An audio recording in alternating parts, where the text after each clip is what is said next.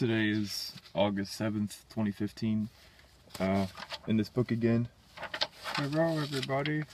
This is Nikola Tesla, 1856 to 1943. Tesla. The eccentric and brilliant Croatian-born electrical engineer Nikola Tesla contributed much to our understanding of magnetism and electricity. A prolific inventor, he is known for his building the first induction motor based on his discovery of a rotating magnetic field. Let's see here. Also, Tesla conceived of using an alternating current, one which changed direction continually, to produce a rotating magnetic field which then can drive a motor. At the time, the alternating system was considered many to be unsafe because of the high voltages it produced. Tesla, on the other hand, envisions fantastic developments in electrical engineering, which only the alternating current system, more versatile than its direct current counterpart, could produce. So he sold his alternating current system to George Westinghouse, and then Westinghouse and Edison were competing for the contract for the Niagara Falls hydroelectric power plant, and Tesla and Westinghouse got that contract.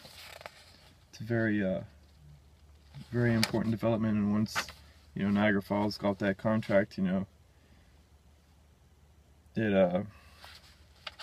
was game over for Edison and his direct current system. Of course, his direct current was all over, I believe, the East Coast, and there were large, heavy wires transporting the current from place to place. I think I remember seeing a picture of that, of the huge power lines all over the place transporting the direct current.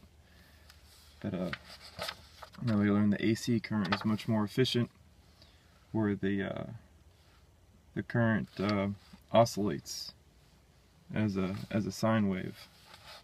But it says here, Tesla made little money from his projects, and in many cases did not even bother to seek patents. He was more interested in publicity and became a favorite with newspaper reporters for his eccentric behavior, controversial predictions, and flamboyant demonstrations. Many of his inventions had a science fiction quality to them, and some, such as his death ray, were, to say the least, bizarre. I think it's really cool how, when he came to the United States, Edison gave him a job so he can be a research assistant in his industrial research laboratory.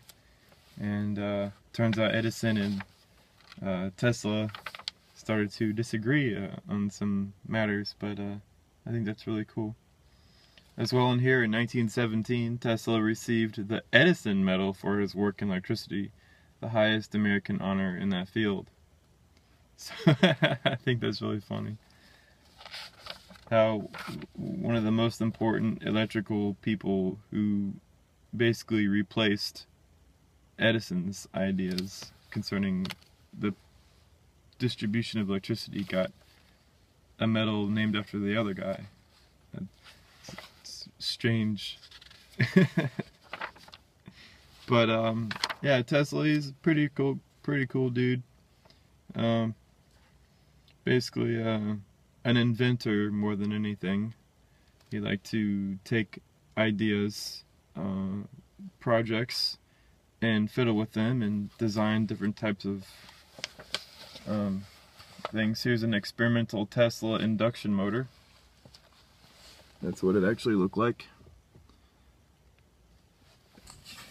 I'm pretty sure somebody's skilled enough with metalworking and knows how to balance bearings and all that stuff, could make something like that, which would be really cool. But what I wanted to talk about more in regards to Tesla is that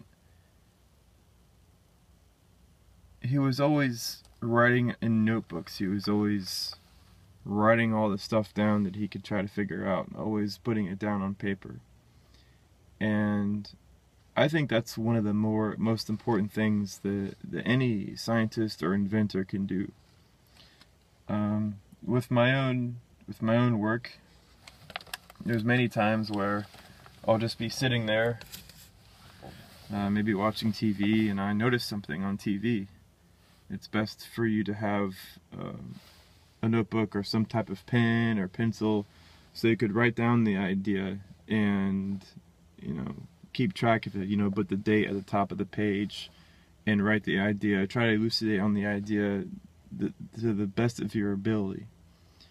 A lot of the ideas that I've come along with have, been nonsense, but some of them actually have something of value.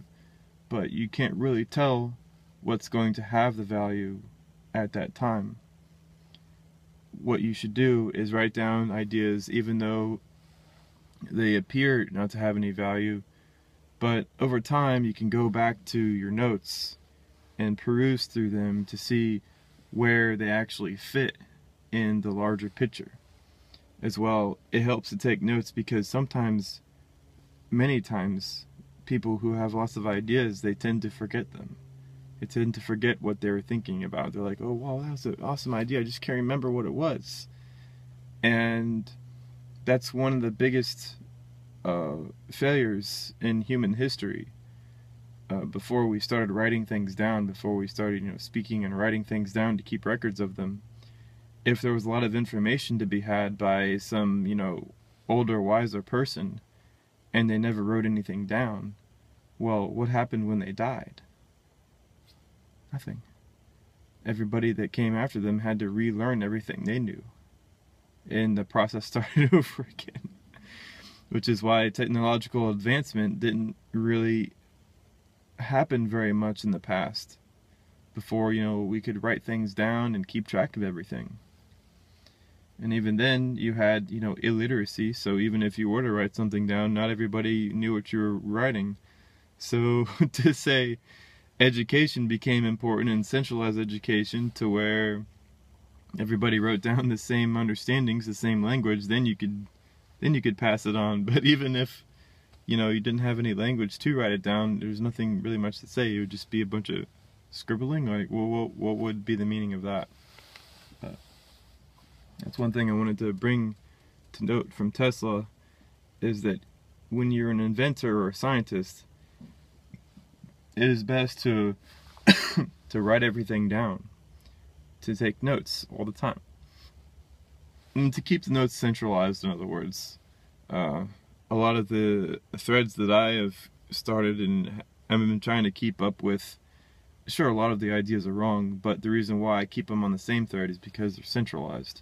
I could just peruse through the thread and see where my mind was going at the time, and the information will always be there.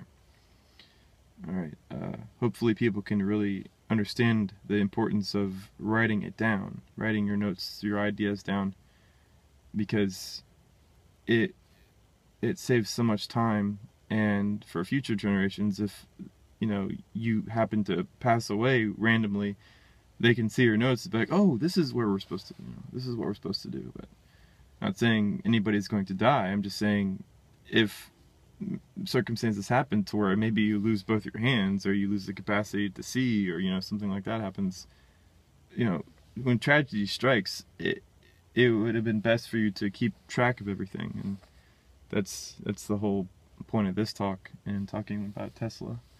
Alright, everybody, take it easy.